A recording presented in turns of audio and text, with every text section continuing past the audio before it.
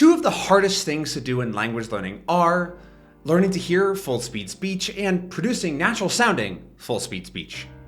Native speakers have decades of muscle memory and practice listening to each other, which makes it very difficult to keep up with them. But they're just skills you can go out and learn and improve. So go out and do it. Best of luck.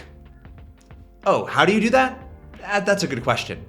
Well, there are a bunch of different activities that you can do, but today I want to look at one of the easiest to understand and try for yourself. Chorusing.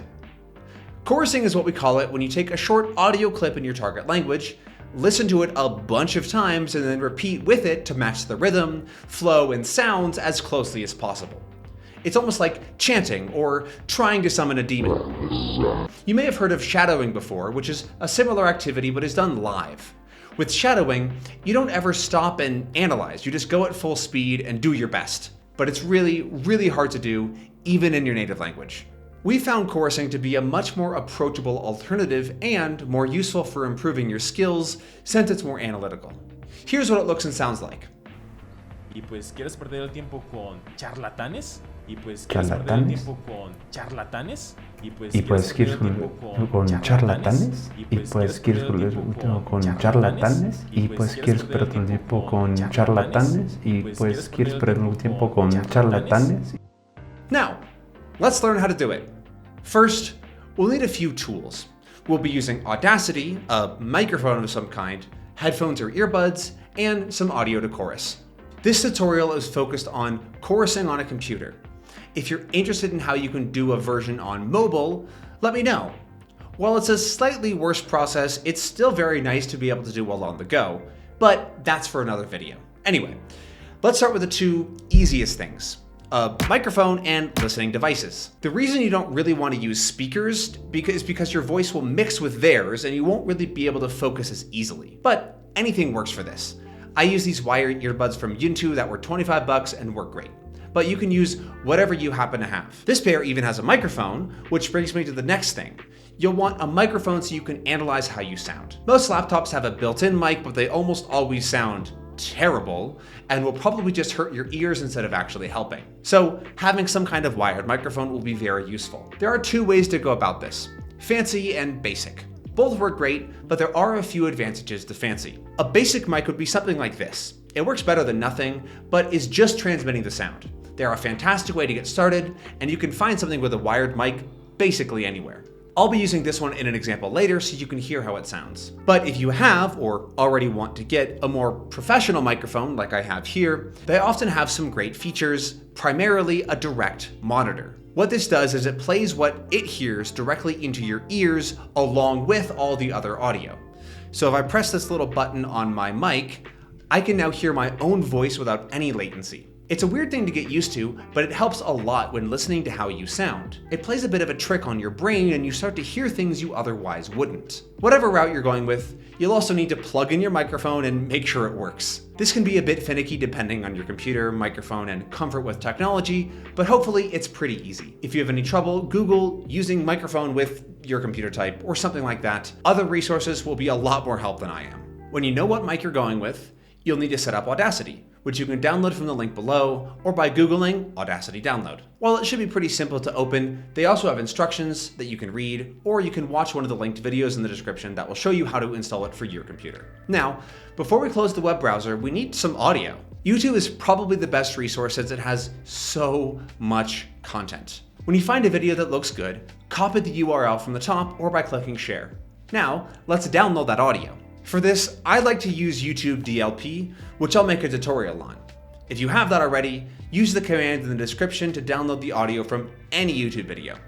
Otherwise, Google YouTube to MP3 and open any one of the sites. They all work fine, honestly. Then paste in the YouTube video you want to use, wait a bit, and you're good to go. Now, find this audio file, open Audacity, and drag it in. There it is. We can see that this file has two audio channels, a top and a bottom, or a left and a right. But we really don't care about that. I like to make things simpler by clicking here, there's a little arrow, then split stereo to mono, and then hitting the X on one of them. There, that's a little easier to see. Now, if you see red lines or it looks like there's a lot of blue, it's probably too loud. Let's make this a bit quieter by double-clicking on the audio to select it all, then clicking on Effect, Amplify, New Peak Amplitude, and type in -5. This will set it to a much nicer volume. Now, let's find a good clip. You can listen to the audio from the beginning by pressing this left arrow and pressing play, or space. When you hear a part you want to chorus, pause and select it. Don't worry about getting the selection perfect right away. You can always drag the edges of the selection to be more specific. When you have something selected, pressing play or space will start from the beginning of that selection. Listen to it a few times, drag the sides of the box until it's right on the part you want to chorus. I recommend going for a sentence or a section that's just a few sentences. Anywhere from 2 to 5 is good. Oh, and you can zoom in and out with these buttons up here. Once you have your perfect selection, click here or press Ctrl-T or Command-T on a Mac. That will remove everything else. Don't worry about it. We're not going to save these changes, so you can always get back the full audio. Let's move this part to the beginning just so it's easier to use. I like to do this by cutting, right-click, cut, or Ctrl-X, clicking on the left arrow and pasting.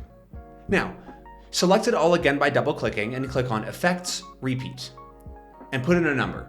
I'm going for 5 to keep it short for this video, but 20 to 25 is probably more useful for you. After we finish this demo, I'll show you how you can install a macro that we've made that will do this all instantly. But first, the chorusing process. There are 4 steps. Listen all the way through, listen and speak along, record your version, listen to how you did. Always start by listening to the clip without doing anything. Just focus on the clip and try to hear the groove like it's a song. Then, do it again, but start trying to speak along with the words or the whole thing or chunks of it or whatever you can. You're just trying to get into the sounds and see how they feel in your mouth. And then, the 3rd time through, you're going to record yourself. Hold down Shift and press the record button, or Shift plus R, and speak along. Do your best to stay with the flow, but don't worry if you need to take a breath or skip a few. The final step, and the real key to chorusing, is to listen back to yourself. If you see the thickness of the blue parts is super different, then you might want to amplify your audio as well. Select it all, go to Effects, Amplify, New Peak Amplitude, -5. And one last thing. Sometimes your recording can have a short delay, like you can see here. My voice is playing a little after the original, even though I was doing it at the same time. All we need to do is trim a little bit.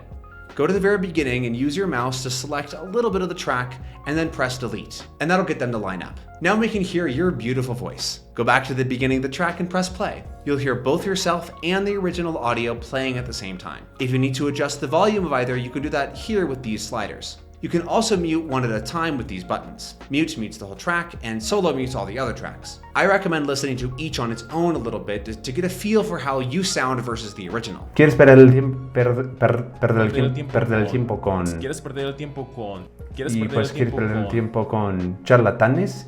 Y pues quieres perder el tiempo con charlatanes? Y pues quieres perder el tiempo con charlatanes? Y pues quieres perder el tiempo con charlatanes. Y pues quieres perder el tiempo con charlatanes. After you've listened once, delete that bottom track with this X and do it again. Don't worry too much about it yet. We just wanted to get the jitters out the first time. Once you have your second recording, now it's time to do a bit more analysis. Listen to what sounds different between the two. Are you saying sounds differently? Are you too slow? Where are you hearing the biggest clash? After listening once or twice and thinking about what you can improve, record yourself once more. But this time, focus on trying to improve those things you noticed. And that's essentially it. You've just successfully chorused with Audacity. Before I finish the video, I have a few more things I'd like to show you. First is a really nice tool if you're having trouble keeping up with the speed. On Audacity, you can change the tempo of your clip to slow it down. Don't change the speed or the pitch, since those make it sound really goofy. Tempo is actually what you want. You can slow it down by up to 15% without it getting too weird. I'll put in -10% to slow it down by 10%. You can slow something down, chorus for a little while, then undo everything, Ctrl-Z a few times, and then chorus again at full speed, and it should be much easier. Next, Audacity has things called macros, which lets you automate repetitive tasks, such as copy and pasting a section over and over again. So you can download our chorusing macro in the description of this video, head over to Tools, Macro Manager, import, and select the file you just downloaded. These two macros do all the hard work after you select the part you want to do. You don't even need to remove everything else. Just make your selection and click on Tools, Apply Macro, click the macro you want. There are two different ones, chorusing and parroting. Chorusing is what we just did, but parroting adds an extra space for you to repeat after them rather than at the same time. If you want to hear yourself think, or can't do it live, or just prefer it like this, try parroting instead. Oh, and hot tip with this, if you make your selection a little longer at the beginning or end, and then remove everything else, you can give yourself a little bit of breathing room. Check it out. So here's my selection that I'll extend a little bit further, and then I'll select that little extra bit and press this button up here. Then I'll select that extra little bit and mute it with this button up here. Now if I reselect my perfect selection and activate the macro, there's just a little bit of space in between to give myself time to breathe and reset. Just be sure to reselect everything since the macro assumes you have audio selected.